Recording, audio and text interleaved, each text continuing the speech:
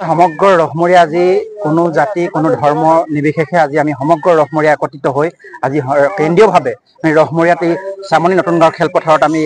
আমাৰ মৰমৰ জুবিন দা আমাৰ সকলোৱে হিয়াৰ আমঠু জুবিন দাৰ আমি আদ্য চাদ্যখন আজি পাতিবলৈ সক্ষম হৈছোঁ আৰু এই চেগতে মই আপোনালোকৰ মাধ্যমৰ যোগেদি সমগ্ৰ ৰহমৰীয়াৰ লগতে চাবুৱাবাসীক মই ধন্যবাদ দিব বিচাৰিছোঁ এইটো কাৰণে যে তেখেতলোকে আজি এই আদ্য চাদ্য ভাগি লৈ যি ধৰণে বৰঙণি আগবঢ়ালে সঁচাকৈ এটা তুলনীয় তেখেতলোকক মই আজি ধন্যবাদ দিবই লাগিব কাৰণ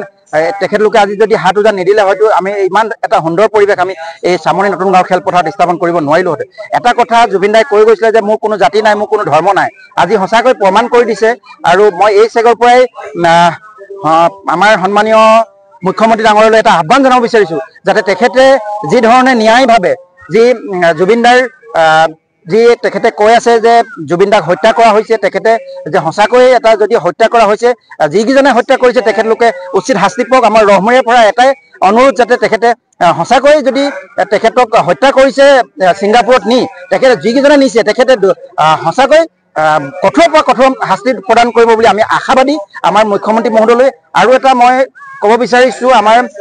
আজি এই পবিত্ৰ অনুষ্ঠানৰ পৰাই আমি এটা জুবিন দাৰ যি সুদীক্ষ মূৰ্তি এটা আমি স্থাপন কৰিবলৈ অলৰেডি আধাৰশিলা স্থাপন হৈ গৈছে। তেখেতৰ আমি 1 বছৰ কাৰ্যসূচী লৈছোঁ হাতত 1 বছৰত তেখেতৰ এটা সুদীক্ষ মূৰ্তি আমি এই স্থানতে আমি গঢ় দিম বুলি আমি আজি প্ৰতিশ্ৰুতিবদ্ধ হৈছোঁ।